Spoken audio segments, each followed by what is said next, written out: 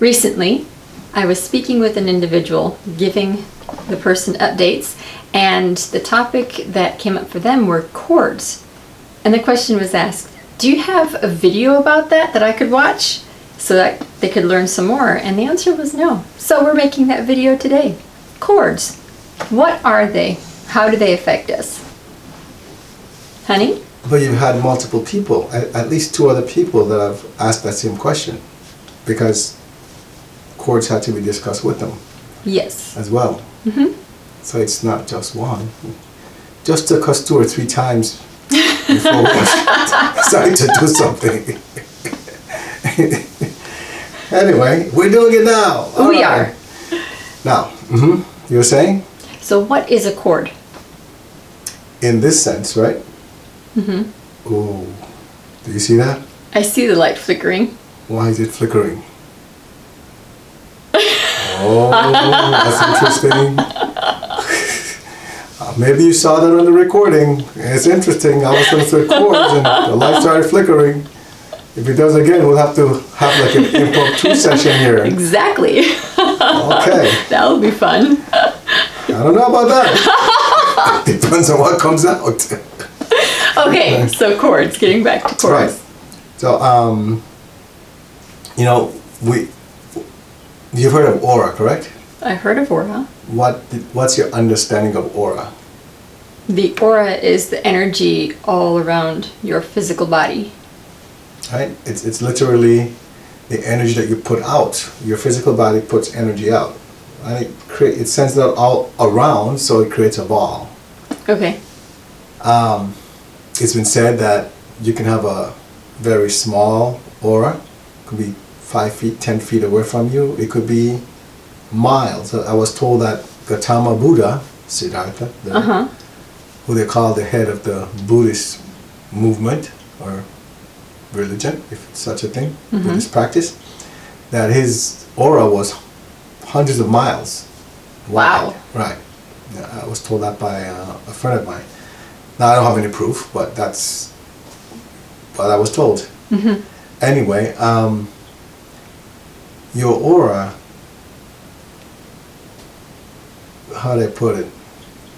It's almost like, it is your fingers or your hand, your spiritual hands or fingers.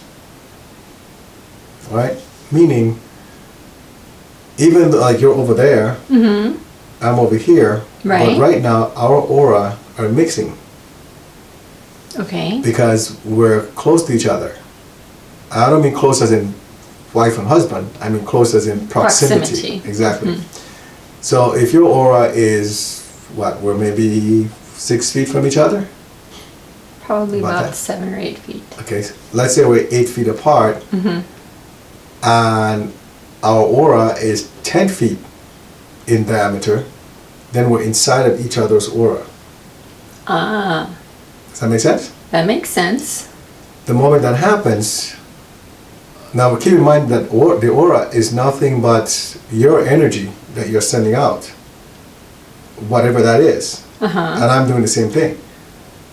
So when the energies mix, a connection takes place because they're energies that are combining. Okay.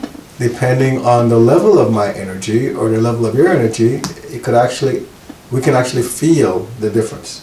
Right? The more we interact, the more frequently we interact, this energy becomes, the energy between us start to form something that's stronger between us. Since instead of just our aura mixing all the time, after a while there's a connection between us, a spiritual connection of energy that now exists between us. Where even if we're not close to each other, that energy is still there. You could be in a different state, but now the energy is still there. That cord is still connected because we interacted that often. Okay. Now, it doesn't have to be in a positive way that we interacted. It's just a fact that we interacted. Got it. Right? And that's how chords are formed. Chords are normally formed between individuals that interact with each other frequently. If you notice, it doesn't specify good or bad relationship, Right. just specifies frequent interaction. Okay. So again, the more you interact, that energy starts to build, and then before you know it, a cord is created. Does that help explain what a cord is? It does to me. Okay. It makes sense to me.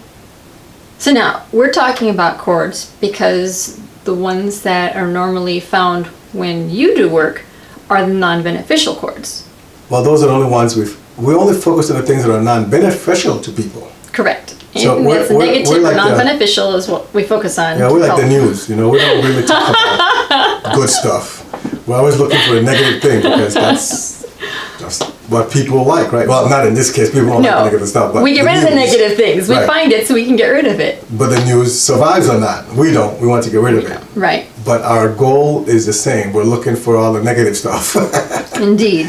So anyway, yes. So we focus on what we call non-beneficial things, not just cords, but the entities, right? Negative Okay. energies. So how does that cord become non-beneficial and what causes it? See, that's interesting. And I say interesting because non-beneficial might create a picture. You might create this picture in your mind of, okay, it's non-beneficial, it's not good, so it's negative. So the relationship has to be negative, but that's not true. For example, let's say that somebody, well, here's a Use good us one. for an example. Right, I was just thinking about that. Remember when we were doing work on ourselves, we found out, you told me about this one chord, and I still don't know what that one is about, that I had. Go ahead and tell that story. I had with my hometown or something? Well, you were talking about people, and that's what I was talking about. But okay, we can talk about that. Right, there was a chord that was between you and the place you grew up, your hometown. But you don't recall what the details are? No, I don't think you got them.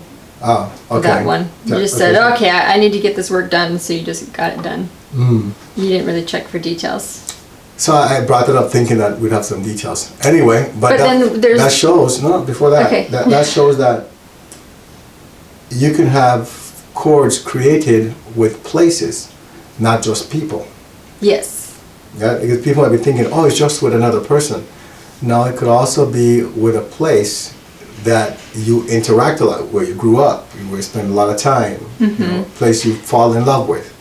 So it's also possible. Right. But now we have the example of what? You were going to say something? Well, you and I were married, and yet there was a hope so. non-beneficial chord between Last time I us. checked. But we have always thought everything's been great between us until it was brought up that there's this cord between us that was not beneficial to either of us. And it all went back to me and how I behaved. We were being delusional, is what We it was. were being delusional at that time. So you want to give details about that? It was because I just wanted to please my husband and just help him and do whatever he said. And so... Oh no, that goes back to business. We were business partners first. Right. Well, when we were And I was business your partners and mentor. friends first, that's when this chord had begun. And I would No, but I was your mentor. Right. You're missing the most important part.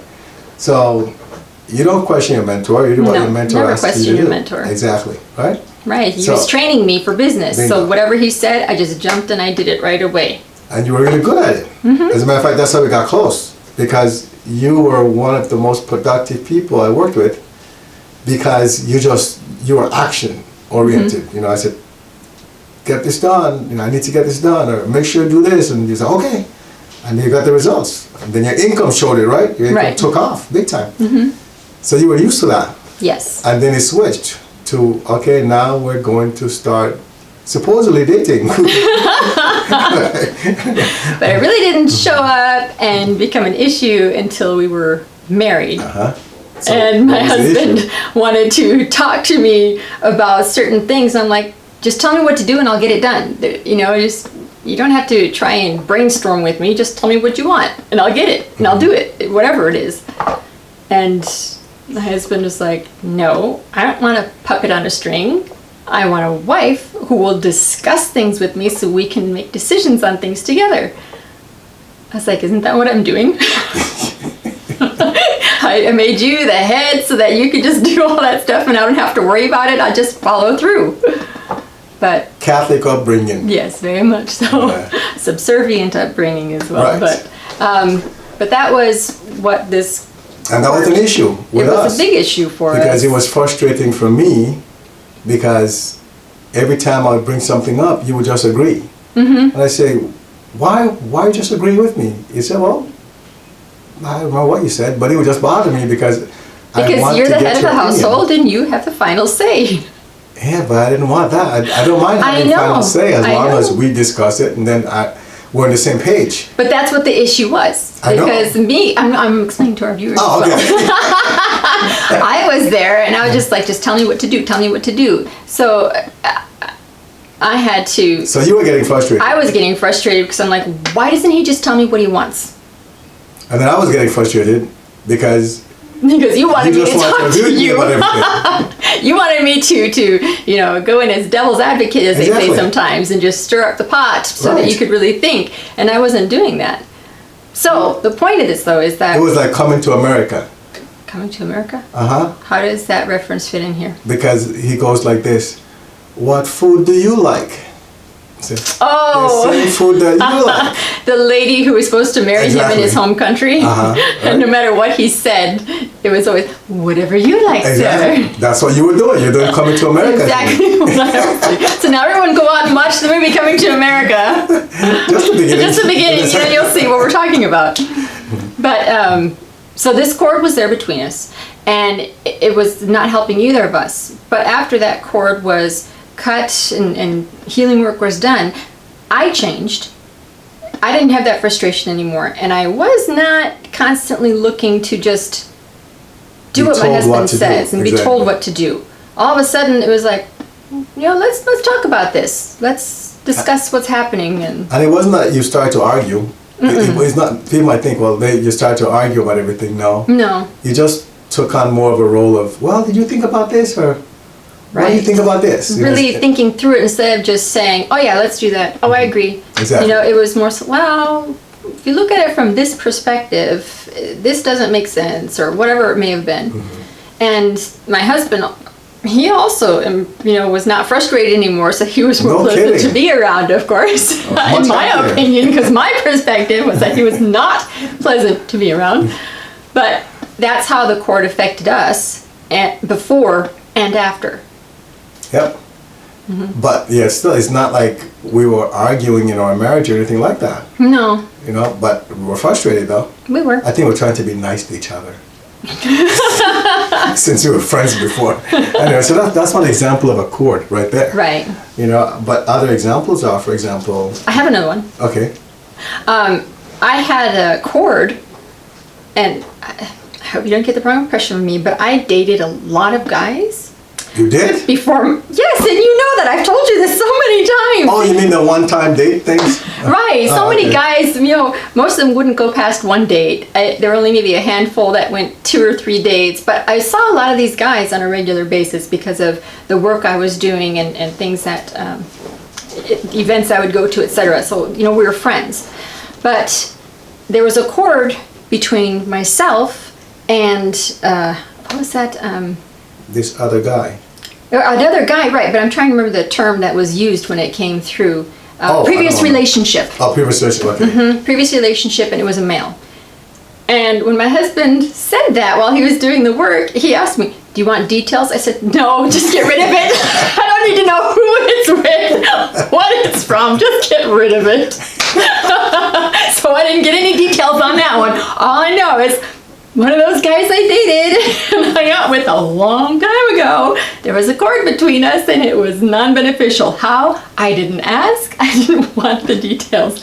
See, but that's a good example. That's a good example of where there could be a non-beneficial cord affecting you, and you don't even know because it's coming from the other person. The non-beneficial part is coming from somebody else. Got it. It's connected to you, but then the source of the negative energy is the other person. And it could be that the person just never let go, or something happened where they're always thinking about you and they don't want to let go of the situation. I'm not saying that's what happened in your case. Right, I don't know, I didn't ask. Or it could be that you didn't let go yourself. And you're always thinking about this guy. I don't think it was from whoever my this end. guy is. I have not thought about any of those guys. I know, yeah, we talked about that. Anyway, but I'm just to make a point. You know, because the non-beneficial cord can be both people. Right. Causing the negative energy, or it could be from one person. And again, until so when the cord was cut, did you notice any difference? I don't remember. I really did not pay attention. Okay. Because I just didn't. Right. Okay. More than likely there was a change, but. Right. Neither of us paid attention to Right. it.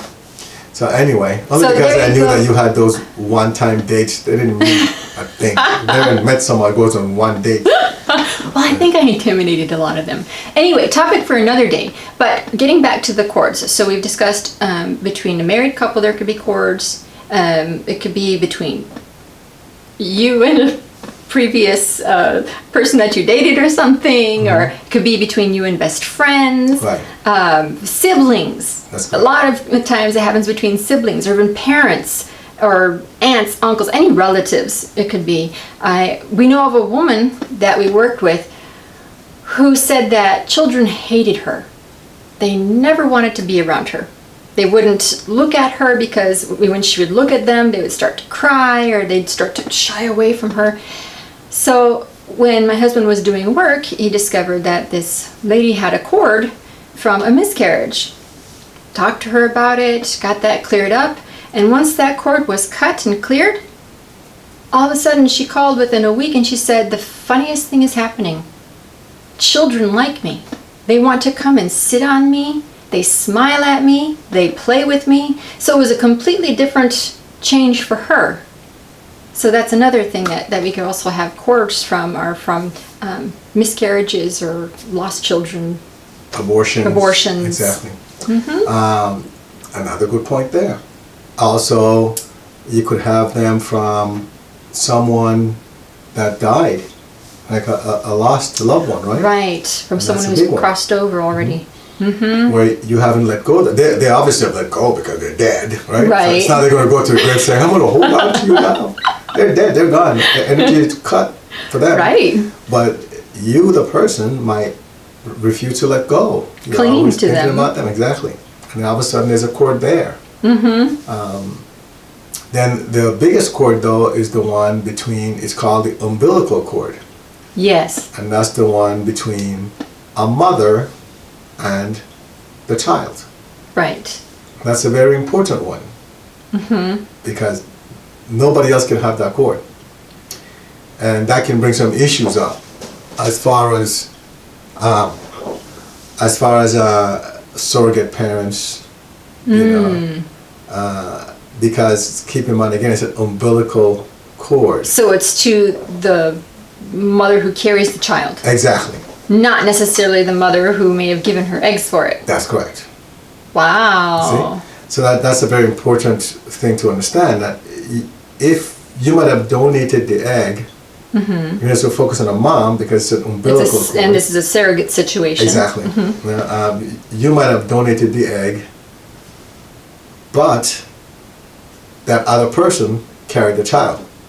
So the umbilical cord, and we're not talking about the physical cord, we're talking about the spiritual The cord, spiritual one. is now created between that child and the person that carried that child. So imagine now that, for example, if the child knows that they had a surrogate mom, they might be wondering, who is this person? I'd like to meet this person. I wonder if I got any features from this person.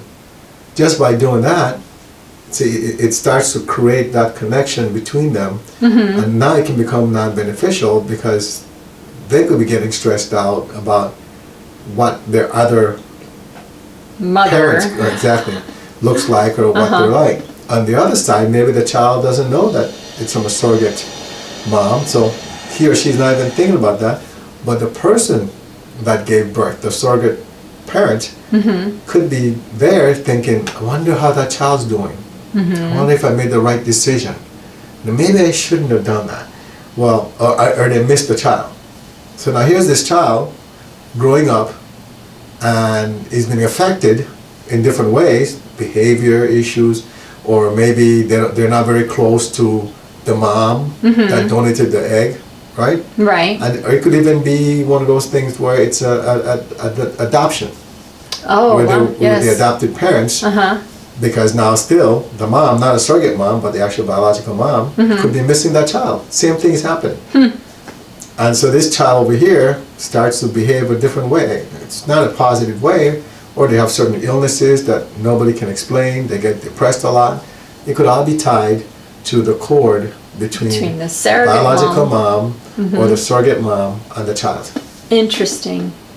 That also means then that children whose parents are no longer in the picture and their grandparents or other individuals have caregivers or nannies, that they can have a bond with those individuals too, and cords can be created. That's correct. The key thing to remember is that cords can be, the non-beneficial aspect of it can come from either side. Either you holding on, or you doing something or thinking something that's caused you to experience a negative effect, either on yourself or on the other person, or the other person doing something from their end to cause a negative effect on you or on both people. Right. You know, so the cords, the energy can go both ways, or it can just affect one person. Many times, people don't know how it affects them until it's taken care of. Once it's clear and cut, then you realize, oh wow, I feel different. You know, something just clicks. You realize, oh, that's what it affected me. Right. We can check, but normally we don't spend time on it now, because the moment we tell somebody, oh, there's this non-beneficial cord with this person, we always identify who the person is, right? And once we do that, say, oh yeah, I know what that is. Right. And so we'd have to explain, we'd have to try to tell them how it could be affecting them. Indeed. Okay. Well, if you found this video to be helpful to you and you want to share it, please do so. Remember, our YouTube channel is 190 Vision, as well as Instagram. On Facebook, it's Clearing, Healing, and Guidance. And then our website is 190vision.com.